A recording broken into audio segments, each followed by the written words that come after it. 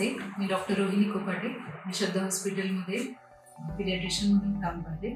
आज आपण newborn screening awareness याच्याबद्दल बोलणार आहोत। न्यूबॉर्न स्क्रीनिंग महत्त्वाचं का आहे?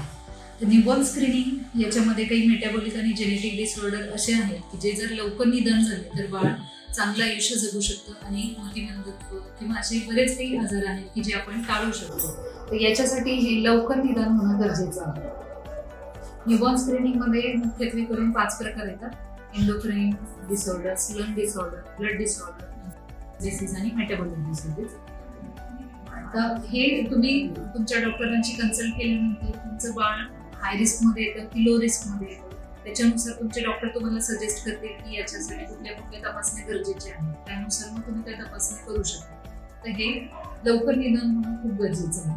कंजेनायटल हायपोथायरॉइडिझम जर आपण भारतामध्ये बघितलं तर ज्या भागामध्ये कॉमन आहे त्या भागामध्ये 31 बाळांमध्ये एका बाळाला, दुसरं म्हणजे जे पूर्ण दिवस झालेले आहेत बाळांचे त्यामध्ये 13 बाळांमध्ये एका बाळाला, आणि जे कमी दिवसांची बाळ आहेत त्याच्यामध्ये 31 बाळांपैकी 71 बाळांपैकी एका बाळाला होऊ शकतं। तर हे प्रमाण खूपच जास्त आहे।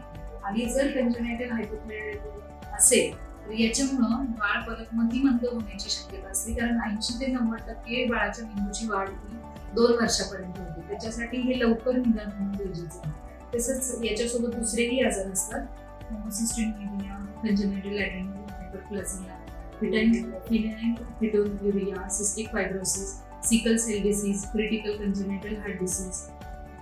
आता आपण मुख्यत्वे पाहूया थायरॉइड हार्मोन म्हणजे नक्की काय। तर थायरॉइड हार्मोन हे थायरॉइड ग्लँडमधून तयार होतं, ही आपल्या गळ्यामध्ये असते। तर ही आपल्याला बघितलं तर प्रत्येक अवयवासाठी आवश्यक आहे। मेंदूची वाढ होणं, आपल्या शरीराची वाढ होणं, शरीराची उंची वाढणं किंवा आपल्या हार्टचं काम, फुफ्फुसांचं काम, हाडांची वाढ होणं आणि लिव्हरचं काम, तसंच आपल्या जाडी वाढणं, हे जे सगळं आहे हे आपले थायरॉइड हार्मोन कंट्रोल करतं। तर याच्यासाठी आपल्याला थायरॉइड हार्मोनची आवश्यकता आहे, आणि ते जर प्रमाणात नसेल तर त्याच्यामुळे आपल्याला हे बाकीचे सगळे आजार होऊ शकतात। थायरॉइड हार्मोनचं कमी असण्याचे 2 कारण आहेत। एक आहे ते परमनंट, म्हणजे ते थायरॉइड ग्लँड जी आहे ती तयारच करू शकत नाही, तर त्याच्यासाठी आपल्याला कायमची ट्रीटमेंट लागते। आणि दुसरं आहे की काही पिरियडसाठी फक्त आपलं थायरॉइड हार्मोन तयार होत नाही, तर त्याच्यासाठी आपण त्याप्रमाणे ट्रीटमेंट घेऊन ते कव्हर करू शकतो। आता हे आपण बघतोय ते कंजेनायटल हायपोथायरॉइडिझम असलेले बाळ आहे। तर याच्यामध्ये आपल्याला दिसते त्वचा एकदम वृक्ष आहे, पोट फुगलेलं आहे बाळाचं, आणि अम्बिलिकल हर्निया म्हणजे बेंबीला फुगवटा आहे, बाळाची जीभ पण जाड आहे आणि बाहेर आलेली दिसते। तर अशी काही लक्षणं आपल्याला जन्मत्या बाळामध्ये दिसू शकतात। पण बऱ्याचदा असंही होतं की काही लक्षणं तेवढ्या लवकर दिसत नाही, तर ते जर आपण लवकरात लवकर तपासणी केली तर ते आपण टाळू शकतो।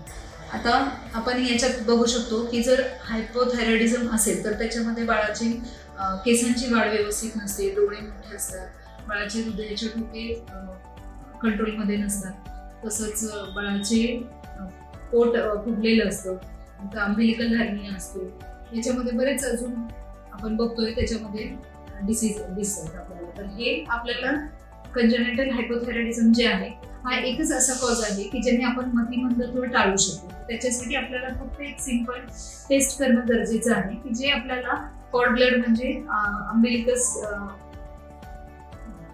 कॉर्ड ब्लड मधून घेऊ शकतो, किंवा 48 ते 72 तास बाळाचा जन्म झाल्यानंतर आपण घेऊ शकतो।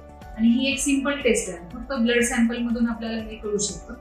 आणि जर आपल्याला आजाराचं निदान झालं तर याची ट्रीटमेंट पण तेवढीच सिंपल आहे आणि इफेक्टिव्ह आहे की जेणेकरून आपण बाळाचं मतिमंदत्व टाळू शकतो। तर यासाठी आपण हे करणं खूप गरजेचं आहे।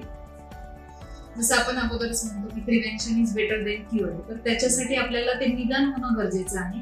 निदान करण्यासाठी आपल्याला स्क्रीनिंग करणं गरजेचं आहे।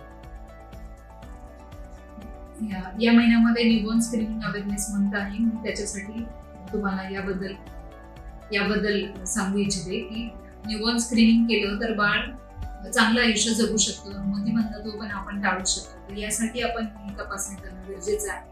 थँक्यू।